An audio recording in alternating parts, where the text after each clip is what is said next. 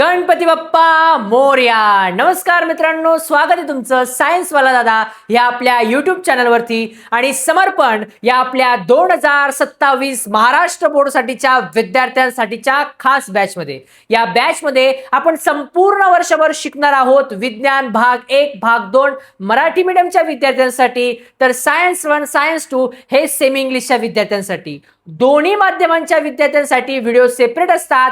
एक आठवडा मराठी मीडियम, एक आठवडा सेमी मीडियम. लेक्चर्स हे रिपीट तुम्ही आपल्या सायन्स वाला दादा ह्या युट्यूब चॅनलवर बघू शकतात. तर सबस्क्राईब करा आणि सुरुवात करूया आपल्या या धमाकेदार सिरीज मध्ये. आणि स्वागत करतो आपल्या मराठी मीडियमच्या धुरंधर विद्यार्थ्यांचं. ज्या पद्धतीने तुम्ही सपोर्ट करताय, अभ्यास करताय, आय होप सो या वर्षी मराठी मीडियमचा रिझल्ट तितकाच चांगला लागणार आहे.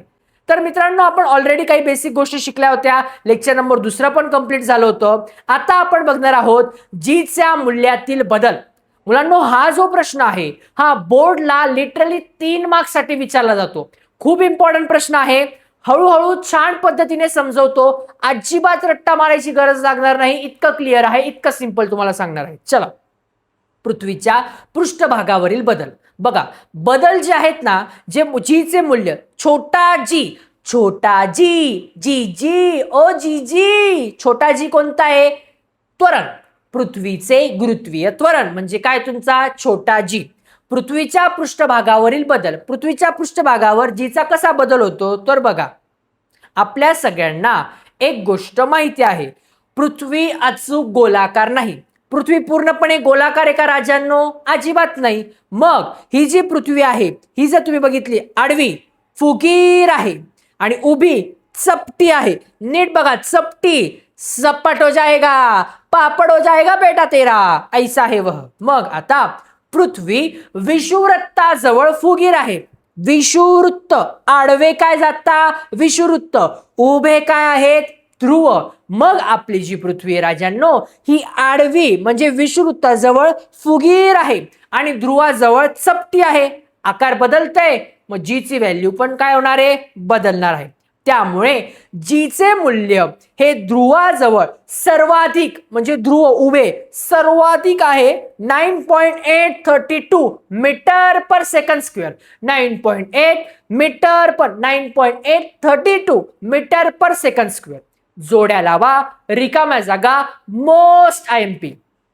तुम्ही एकदा एका पर्टिक्युलर ब्रँडच्या क्वेश्चन बँक मध्ये सुद्धा हे आलेलं होतं. 9.832 मीटर पर सेकंड स्क्वेअर. जोड्या लावा. पृथ्वीचे गुरुत्वीय म्हणजे जे त्वरण आहे, पृथ्वीचं जे जीचे मूल्य आहेत हे पृष्ठभागावरती ज्यावेळेस अनुभवतो आपण त्यावेळेस ध्रुवाजवळ किती आहे? पृथ्वीच्या जीचे मूल्य ध्रुवाजवळ सर्वाधिक 9.832 मीटर पर सेकंड स्क्वेअर एवढे असते. तर विषुवृत्ताजवळ सर्वात कमी 9.78 मीटर पर सेकंड स्क्वेअर. लक्षात राहील पवारे? बरं, आता बघा पोरांनो, बरेच मुलांना वर्षभर अभ्यास करतात पण पेपरात कमी मार्क्स मिळतात. तुमच्यासोबत 9वीलाही असंच झालेलं असणार आहे. मग त्यावर एक बेस्ट सोल्युशन तुम्हाला सांगू का? Paper presentation. जेवढं सुंदर तुमचं पेपर प्रेझेंटेशन असेल तेवढेच चांगले मार्क्स मिळतील. मी नेहमी विद्यार्थ्यांना एक गोष्ट सांगत आलेलो आहे की तुम्ही पेपर किती लिहिता यापेक्षा तुम्ही पेपर कसा लिहितात हे सर्वात जास्त इम्पॉर्टंट आहे. तुमचा सगळं छान अभ्यास झालेला आहे, व्याख्या पाठ आहे, मोठ्या प्रश्नांची उत्तरे, सविस्तर उत्तरे द्या, सगळं पाठांतर आहे, लक्षात आहे, कन्सेप्ट माहिती आहे, पण पेपर प्रेझेंटेशन चांगलं नाही, अक्षरात थोडी गडबड आहे दादा, मग माती खाणार. माती 100 पूर्णांक खातात तुम्ही. मग काय करायचंय? तुम्हाला आहे ना, जे पॉइंट्स आहेत ना, प्रॉपर पॉइंट्स वाचायचे. सिंपल लॉजिक सांगू का? जो पेपर चेक करणार आहे की नाही त्याला बघा, असं खूप छान सुटसुटीत लिहिलेलं, एकदम छान अक्षरात लिहिलेलं, अंडरलाईन केलेलं असं असेल तर खूप इझी जाईल की नाही पेपर चेक करायला. अरे त्यांचंच काय, तुम्ही मला सांगा, पुस्तकातून आपण जास्त अभ्यास करत नाही, नोट्स किंवा गाईडचा वापर करतो. का रे? नोट्स किंवा गाईडमध्ये पर्टिक्युलर छान पद्धतीने दिलेलं असतं, पॉइंट वाईज, बुलेट वाईज असतं, काहींना अंडरलाईन केलेले असते, त्यात तुम्ही काही हायलायटर करता का? बघायला छान वाटतं. जे बघायला छान वाटतं, एक्झामिनर जो आहे त्याला पण छान वाटलं पाहिजे ना, त्या उद्देशाने पेपर लिहा. मग अशा छोट्या छोट्या ट्रिक पण मी तुम्हाला सांगणार आहे. जर बोर्डला ह्या टॉपिकवर तुम्हाला काही प्रश्न आलेच तर माझे पोरं काय करणार? पृथ्वीच्या पृष्ठभागावरील बदल हेडलाईन टाकली, नाव दिलं, 2 अंडरलाईन करायच्या. पहिलं, पृथ्वी अचूक गोलाकार नाही, मुद्दा लिहायचा पहिला. दुसरा, पृथ्वी विषुवृत्ताजवळ फुगीर व ध्रुवाजवळ चपटी आहे. तिसरा, जीचे मूल्य सर्वाधिक 9.832 मीटर पर सेकंद स्क्वेअर असते, विषुवृत्ताजवळ सर्वात कमी 9.78 मीटर पर सेकंद स्क्वेअर एवढे असते. असं लिहिलं. पेपर एक्झामिनर जो असतो चेक करणार, अरे याने खूप छान अभ्यास केलेला दिसतोय, एवढं चांगलं प्रेझेंटेशन असेल ना या मुलाचं, 100% हा खूप हुशार असणार आहे. कारण एक सांगू तुम्हाला, शाळेमध्ये तुम्हाला एक कधी कधी ना रेप्युटेशन नुसार मार्क्स दिले जातात की अरे हा मुलगा ना पहिलेपासूनच हुशार होता, हा 100% काही ना काही चांगलंच लिहिलं असणार आहे, टिक करून देतात शिक्षक लोक. बऱ्याच मुलांना वाटतं की दादा पार्शालिटी होते रे. बाबा बोर्डाला अशी पार्शालिटी होत नाही, चालत नाही. बोर्डला तुम्ही येतात का? नाही. चेहरा तुमचा माहिती आहे का? तर अजिबात नाही. त्यांना दिसतं तुमचं पेपर प्रेझेंटेशन, जे की आपल्याला चांगलं ठेवायचंय, जे मी तुम्हाला वेळोवेळी सांगणार आहे. चला तर मग यानंतर जीच्या मूल्यामध्ये बदल कुठे? आता उंचीनुसार बदल बघायचा आहे. कशानुसार रे राजा? उंचीनुसार. जसं जसं वर जाणार आहे आपण तशा तशानुसार जीचे मूल्य कसं बदलतं बघूया. उंची वाढल्यास जीचे मूल्य कमी होते. पृथ्वीवरून जर का वर गेले, उंचीवर गेले, तर जीचं मूल्य कमी होऊन जातं. नेक्स्ट, पृथ्वीच्या त्रिज्येपेक्षा, पृथ्वीच्या सेंटर पासून, केंद्रिकेपासून ते जो वर्तुळाकार कक्षेचा भाग आहे जो पूर्ण तिथपर्यंतचा, पृथ्वीच्या त्रिज्येपेक्षा कमी उंचीसाठी हा बदल नगण्य असतो. पृथ्वीची जी त्रिज्या आहे त्याच्यापेक्षा कमी उंची असेल तर फार बदल होत नाही, असं कोण म्हणतंय? जीच्या मूल्यामध्ये होतं. बघा आता सरासरी एक टेबल आहे, हा टेबल मोस्ट इम्पॉर्टंट आहे राजांनो, नीट लक्ष द्या. पृथ्वीचा पृष्ठभाग सरासरी उंची 0, जी जो आहे तुमचा स्मॉल जी 9.81 आहे. माउंट एव्हरेस्टवर थोड्या हाईटवर गेले, बघा 8.8 उंची आहे, जी किती आहे तुमचा 9.8. फार नाही बदल झालाय. 9चा तुमचा 4 आणि 3 असं झालाय का? थोडा बदल झालाय. मानव निर्मित फुग्याने गाठलेली सर्वाधिक उंची 36.6 आहे, इकडे जी 9.77. अंतराळ यानाची कक्षा जी आहे 400 एवढी किलोमीटर उंची आहे, स्मॉल जी तुमचा जो काय 8.7 आहे. दळणवळण उपग्रहाची कक्षा तुमची जी आहे, पृथ्वीची उंची बघा आणि जी, याच्यातून एक गोष्ट ऑब्झर्व करा, जी आहे ती हळूहळू कमी होत जाते. जशी जशी उंची वाढत जाते जीचे मूल्य हळूहळू कमी होतं. पण खूप लगेच जास्त होतं का? नाही. पृथ्वीच्या त्रिज्येपेक्षा जर का उंची कमी असेल तर ते बदल नगण्य असतो, हे लक्षात ठेवायचे. पुढे, जीचे मूल्याचा बदल खोलीनुसार काय बदल होतो? म्हणजे आपली जी पृथ्वी आणि मस्तपैकी आपण ठरवले, अरे गण्या गोट्या चलो बच्चा, आता आपण सगळे मिळून जाऊया पृथ्वीच्या मध्ये, खोलामध्ये जायचं आपल्याला. मग आता खोली वाढल्यास जीचे मूल्य कमी होते. बघा, वर गेल्यास जीचे मूल्य कमी होते, खाली आल्यावरती जीचे मूल्य कमी होते. कसं काय? पृथ्वी आहे, या केंद्रिकेपासून जर का आपण मध्ये गेलो, पृथ्वीच्या मध्ये जसं जसं जातो आपल्या जीचे मूल्य हे काय होते? कमी होते. कारण असे आहे की आपण पृथ्वीच्या आतमध्ये जसे जसे खोल जातो तसे तसे विचारात घेतलेले वस्तुमान कमी होते. पृथ्वीच्या मध्ये जसे जसे जाता वस्तुमान काय होत जातं? कमी कमी कमी कमी होत जातं आपलं. असं कोण? जीच्या मूल्यांच्या बदलांमध्ये लिहिलेलं आहे. इम्पॉर्टंट आहे, 2 पॉइंट लक्षात ठेवायचे आहेत तुम्हाला. आता हे जेवढे पण जीचे मूल्य दिसतात पोरांनो तुम्हाला, 3 आहेत. तिन्ही पृष्ठभागापासून वर गेल्यावर आणि खोलीनुसार, हे तीनही बदल तुम्हाला चांगल्या पद्धतीने पाठ करायचे आहेत.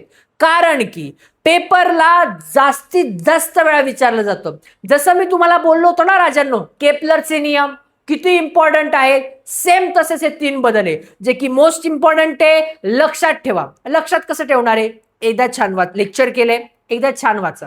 नोट्स आल्यावरती टेन्शन नाहीये, तिथे दिलेलं असेल छान डायग्रामॅटिक वे मध्ये, तुम्हाला मस्त मस्त समजेल. तिकडे ते दिलेलं असणार आहे, समोर ठेवा, एकदा वाचा, न बघता लिहून काढा, झालं. कमीत कमी 2 ते 3 वेळा बघा. कधी कधी असं पण होतं ना, तुम्ही एखादी गोष्ट पाठांतर करता, वाचता, मुलांचं असं म्हणणं असतं की दादा एक आठवडाभर महिन्यापर्यंत आम्ही लगेच विसरून जातो रे. अरे बाबा, मग लक्षात कसं ठेवणार आहे?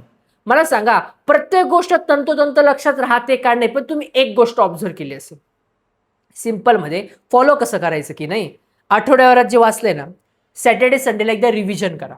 नेक्स्ट टाइम ज्यावेळेस तुम्ही येणार ना परत पाठांतराला सायन्सच्या, परत एकदा मागची रिव्हिजन करून मग हे करा, किंवा नवीन पाठांतर केलं, नवीन सब्जेक्टचा कंप्लीट झाला का परत रिव्हिजन करायला लागा.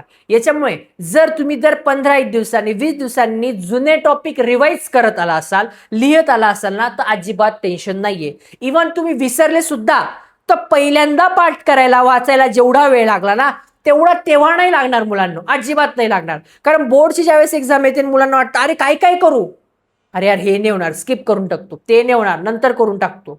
पण तुम्ही वाचलं असेल तुम्हाला लगेच लक्ष देईल, अरे दादाने आपल्याला सांगितलं होतं केपलरचे नियम पाठ करायचे आहेत, त्यानंतर याच्यातले आपल्याला जीचे मूल्य, झालं 2 टॉपिक हेच पेपरला येणार आहेत. असे काही टॉपिक पाठ, स्वतःची IMP स्वतः, कोणाला विचारायची गरज नाही. कारण तुम्ही आहे सायन्सवाला दादाचे स्टुडंट, टेन्शन नाही. दादा एकदम क्लिअरली तुम्हाला गोष्टी सांगतोय पोरांनो. पुढे वजन आणि वस्तुमान. काय रे राजांनो, वजन आणि वस्तुमान one of the most important आहे, खूप इम्पॉर्टंट. हा जो डिफरन्स बिटवीन आहे बोर्डला विचारला गेलेला आहे, ऑब्वियस आहे, शाळेतही बऱ्याच वेळा विचारला जातो. आता आपण सध्या तरी टार्गेट काय, मेन छोटंसं टार्गेट काय राजांनो, आपलं मेन टार्गेट आहे शाळेतली युनिट टेस्टची एक्झाम, प्रथम घटक चाचणी, याच्यात चांगले मार्क्स मिळवणं. छोटे छोटे टप्पे पार पडत जाऊन 100% बोर्डला चांगले मार्क्स मिळतील. वस्तुमान जे की दाखवता स्मॉल एम ने, वजन जे की दाखवतो आपण कॅपिटल W, मोठ्या W ने. मग आता वस्तुमान म्हणजे वस्तूमध्ये असलेल्या पदार्थाचे प्रमाण, वस्तुमान म्हणजे वस्तूमध्ये असलेल्या वस्तूचे प्रमाण, पुढे पदार्थाचे प्रमाण. वजन म्हणजे पृथ्वी वस्तूला ज्या बलाने आकर्षित करते. वजन, चोमेश, आपला चोमेश बाबा आहे, मी म्हणजे पृथ्वी आहे, मी ज्या बलाने आकर्षित करतो. आता याला आकर्षित जरी केलं, याला काही ना काही वजन आहे ना बाबा, काहीतरी वजन घेऊन खाली पडतोय ना हा, त्याला काय म्हणतात, बल म्हणतात. वस्तुमान ठिकाणानुसार बदलत नाही, वस्तुमान ठिकाणानुसार बदलत नाही. वजन हे बदलतं, जर जी बदललं तर वजन पण बदलतं. जी गुरुत्वीय वस्तूचे त्वरण. पुढे SI एकक. SI म्हणजे मोठा भाऊ, CGS म्हणजे छोटा भाऊ. SI एकक जे आहे किलोग्राम, किलोग्रामचा छोटा भाऊ ग्रॅम, किलोग्रामचा छोटा भाऊ ग्रॅम. वजनचं SI एकक हे न्यूटन आहे. काय बबडी, न्यूटन. आणि CGS युनिट काय आहे, डायन. फिल इन द ब्लँक्स, डायन. फिल इन द ब्लँक्स, डायन. लक्ष दे, लक्ष दे, लक्ष दे. फिल इन द ब्लँक्स मध्ये विचारलं जातं वजनचं CGS एकक काय आहे, डायन आहे. बघा बोर्डच्या ज्यावेळेस पेपर येतील तेव्हा अशा काही गोष्टी, बारीक बारीक गोष्टी ज्या तुम्हाला अंडरलाईन करून देतोय ना, ते तुम्हाला कुठे पण सापडतील. मग तेव्हा पाठ करावं लागतील का नाही, आताच पाठ करून ठेवा राजाने. एकक झाले. वस्तुमान ही अदिश राशी आहे, तर वजन ही सदिश राशी आहे. 4 तुम्हाला फरक स्पष्ट करा दिलेले. कदाचित नोट्समध्ये मी अजून ऍड करायचा प्रयत्न करतो, जेणेकरून 6 ते 7 तुमच्याकडे असतील. छान पाठांतर करायचे, मस्तपैकी एन्जॉय. परत एकदा आठवण करतोय, नोट्स टेलिग्राम चॅनल किंवा व्हॉट्सअप ग्रुपला भेटणार आहे, टेन्शन घेऊ नका. नाही तुम्ही वारंवार विचारतात रे बाबा, तुम्हाला जसं भरपूर वेळा दादा आपल्याला घडी घडी रोज तेच सांगतो, का सांगतो. तुम्ही जर का इंस्टाग्राम आयडीचे DMs चेक केलेत ना, कंटिन्यू तेच मेसेजेस आहेत. आणि प्रॉब्लेम काय माहितीये, मला काही प्रॉब्लेम नाही, कारण हे मेसेज सगळंपणे जे आहेत आपली सायन्स वालाची टीम हँडल करत असते. मग तुमचा गौतम दादा असेल किंवा बरेच काही लोक नाशिकवरून स्पेशल लोक हँडल करत असतात, म्हणजे आमच्या होम टाउनवरून बरेच लोक ते हँडल करतात. त्यांचं एकच म्हणणं आहे की अरे तू पूर्णपणे ज्या गोष्टी आहेत ना त्या मुलांपर्यंत पोहोचव चांगल्या पद्धतीने, त्यांना समजलं पाहिजे नोट्स नक्की कुठे भेटताय. त्यासाठी सांगणं माझं काम आहे. शब्द माझे आहेत, बोलायला कोणीतरी दुसरे लावतायत बबडा. चलो पुढे. मुक्त पतन. कोणतं पतन, मुक्त पतन म्हणजे काय, जेव्हा एखादी वस्तू फक्त गुरुत्वाकर्षण बलाच्या प्रभावाखाली गती करते तेव्हा त्याला मुक्त पतन असे म्हणतात. म्हणजे काय समजून घ्या. एक मुलगा आहे, येण्याचा एक वर बॉल फेकलाय. काय फेकलाय पोरांनो, बॉल. एका ठराविक अंतरापर्यंत जो बॉल आहे हा वर जाईल. ह्या आयडी पर्यंत, ह्या एका एक गोष्टीपर्यंत जर का वर गेला तो ठिकाणापर्यंत, एका पॉइंटला तो थांबणार आहे, तिथून तो काय आहे रिटर्न येतोय. मग या रिटर्न येण्यासाठी वरती कोण आहे, न्यूटन बाबा बसले का रे, नाही. त्याचं वरतून बॉल फेकणार, खाली बघणार नाही. त्याच्यानंतर त्याला स्वतःची एक गती मिळते. कोणामुळे, गुरुत्वाकर्षणामुळे. मग गुरुत्वाकर्षणाच्या बलामुळे तो ज्या पद्धतीने वरून खाली पडतो त्याला म्हणायचं मुक्तिपतन. काय म्हणायचं? मुक्तिपतन. परत एकदा, मुक्तिपतनची व्याख्या 1 मार्कासाठी मोस्ट IMP आहे. बघा, जेव्हा एखादी वस्तू फक्त गुरुत्वाकर्षण बलाच्या प्रभावाखाली गती करते, जेव्हा एखादी वस्तू फक्त गुरुत्वाकर्षण बलाच्या प्रभावाखाली गती करते, तेव्हा त्याला मुक्तिपतन असे म्हणतात. काय म्हणतात राजांनो? मुक्तिपतन. चलो पुढे. खरे मुक्तपतन फक्त निर्वात मध्येच शक्य आहे. जे खरं मुक्तपतन कुठे होतं? फक्त निर्वात मध्येच होतं. पण निर्वात काय, व्हॅक्यूम काय? दादा म्हणायचं काय? एक सिंपल एक्झाम्पल सांगतो. एक पाण्याची बॉटल घे बरं. आता आपण एक पाण्याची बॉटल घेऊया जेणेकरून तुम्हाला लवकर समजेल. स्टीलची बॉटल घेतली आपण एक्झाम्पलला. ओके, आता ही जी स्टीलची बॉटल आहे, पहिले एक पाणी पिऊया. तुम्ही बघितलं असेल ना पोरांनो, पूर्ण फेसवर जो आहे ना डेंजर स्वेटिंग. प्रॉब्लेम काय, जिथे आपण शूट करतो ना आपला व्हिडिओ, तर आजूबाजूच्या ज्या गोष्टी आहेत पूर्णपणे शांतता होण्यासाठी पूर्ण पॅक केलेला आहे. बिकॉज आजूबाजूला खूप आवाज आहे. तुम्हाला खूप छान पद्धतीने कंटेंट पोहोचावा हा आपला उद्देश आहे. तुमचं काय काम आहे? सायन्स वाला चॅनल सबस्क्राईब करणं आणि जास्तीत जास्त आपल्या मराठी मुलांपर्यंत व्हिडिओ शेअर करणं. असो, चलो फिर से प्रमोशन सुरू हो गया बे. असो, चलो आता ओके, ही पाण्याची बॉटल आहे आणि चोमेश आहे आपला. चोमेश बच्चा, अच्छा चोमेश बच्चाने आपल्याला एक पाणी घेऊयात आपण. ओके ओके, आता हा जो एक पेज आहे पोरांनो आपल्याकडे, एक सिंपल प्रश्न विचारतोय, त्याचं डिम्पल हसस तर आन्सर द्यायचंय तुम्हाला. बॉटल आहे आणि आपला एक बिचारा पेज आहे, नॉर्मल पेज, काहीच नाही. हा, ह्या दोघी जर का मी खाली पडल्या, पाडणार नाहीये मी आता, पण तुम्ही मला सांगा, या दोघी गोष्टी जर का मी खाली पाडल्या, सगळ्यात पहिले खाली कोण पडेल? पटकन पटापट कमेंट करायचे. सगळ्यात पहिले खाली कोण पडेल? बॉटल खाली पडेल की पेज खाली पडेल? पटकन रे बाबा, पटकन पटकन. हा, आता सगळ्यांचं उत्तर असेल दादा बॉटल खाली पडेल. अरे दादा बरोबर आहे ना, बॉटल खाली पडेल. नाही, आता तुम्ही म्हणा दादा पक्का येडा आहे, दादा काही बी शिकवतोय आपल्याला. नाही, काही पण नाही शिकवते. ह्या दोघी गोष्टी ज्यावेळेस मी खाली पाडतो ना पोरांनो, सगळ्यात पहिली गोष्ट, जे पोरांनी नीट व्हिडिओ बघितले त्यांना एक गोष्ट माहिती असेल. याच्यात मला सांगा, एक गोष्ट खाली काय येते? गुरुत्वाकर्षणामुळे. एखादी वस्तूतून खाली पडते तेव्हा इथं काय लागतं? गुरुत्वीय त्वरण लागतं. मला सांगा, गुरुत्वीय त्वरणासाठी वस्तूचं वस्तुमान इम्पॉर्टंट आहे का? नाही. पृथ्वीचं वस्तुमान आणि पृथ्वीची त्रिज्या हे इम्पॉर्टंट आहे की नाही? मग होतं काय, जेव्हा आजूबाजूला हवा आहे ना, हा जो पेज आहे, हे पान जे आपलं, हे असं आपण ज्याला म्हणू शकतो की इकडे तिकडे जातं. पण एक पूर्ण पॅक बंद रूम आहे ज्याच्यामध्ये काहीच हवा नाहीये. ज्यावेळेस मी दोघी टाकणार ना पोरांनो, त्यावेळेस हे लिटरली दोघी एकसाथ खाली पडतात.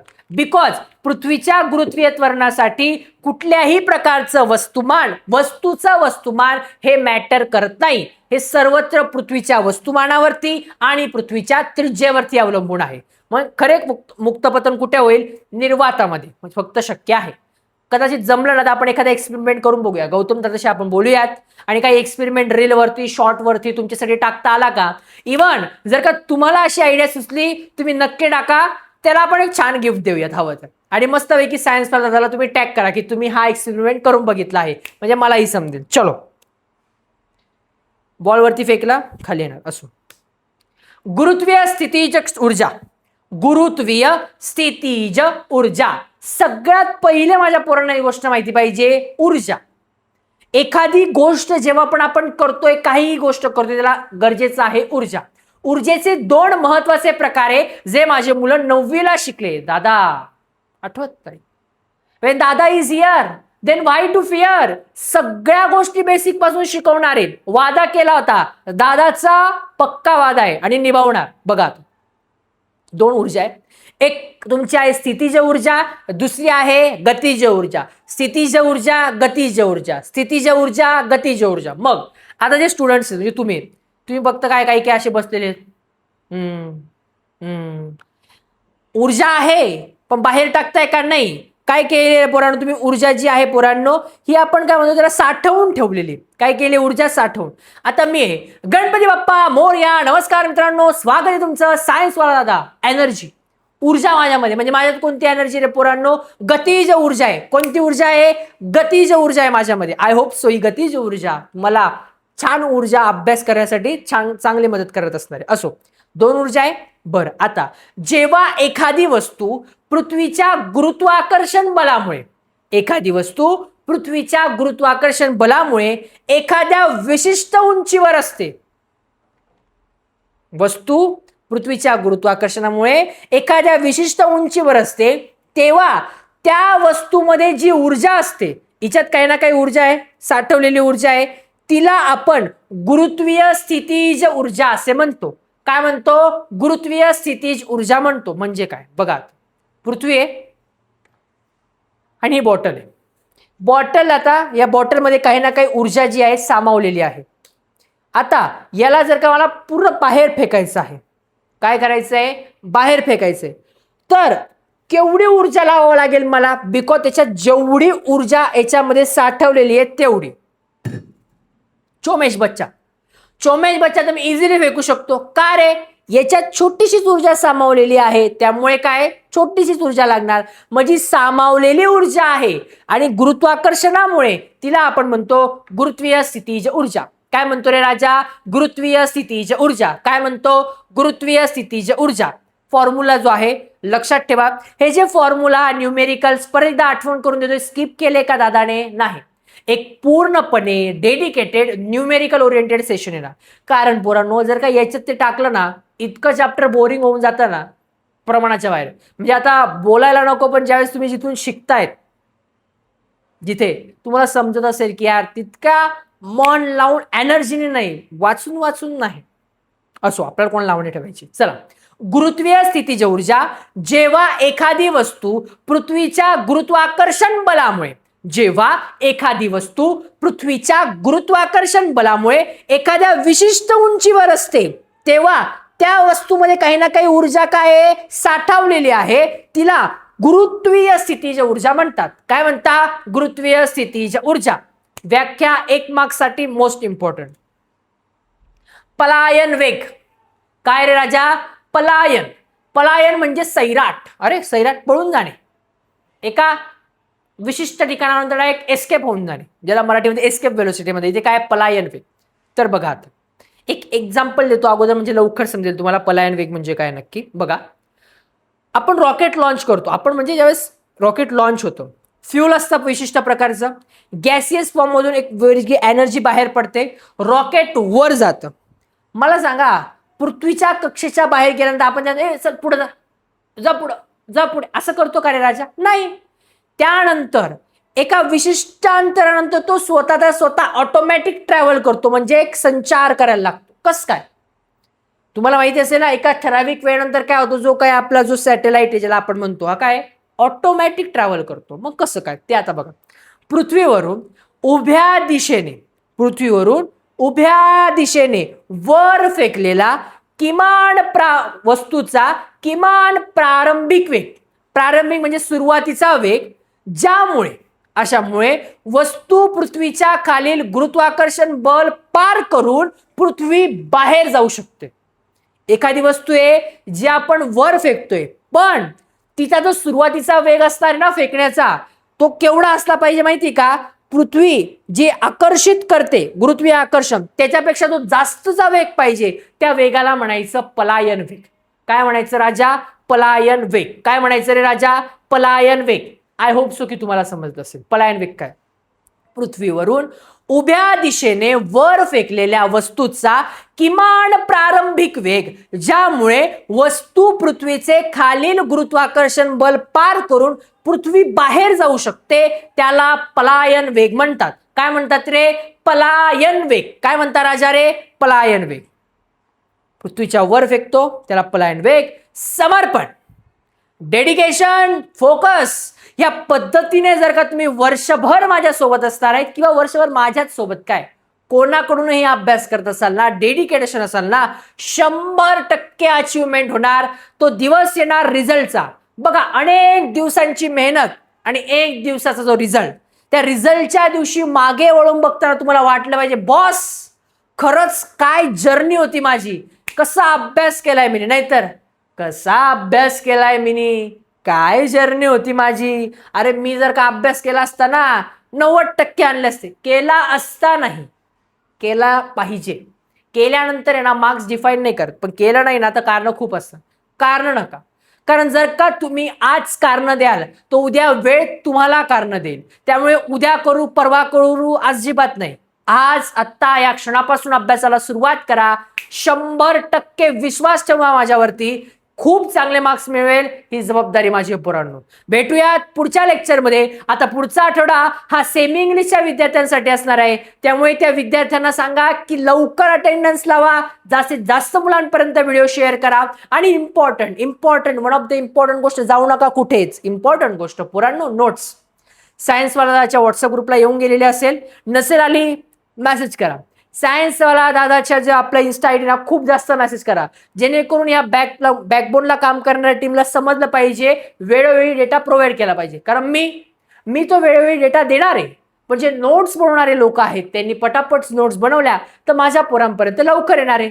कारण डेटा देणं माझं काम आहे, त्याला प्रॉपर स्ट्रक्चर वगैरे बनवणं, सगळ्याच गोष्टी. ओके, भेटूयात पुढच्या व्हिडिओमध्ये. तोपर्यंत गुड बाय. मस्त एन्जॉय करा, अभ्यास करा, शाळेचे दिवस आपल्या मित्रमैत्रिणींसोबत चांगला टाइम स्पेंड करा. आईवडिलांना कुठल्याही प्रकारचा त्रास होणार नाही याची काळजी घ्या.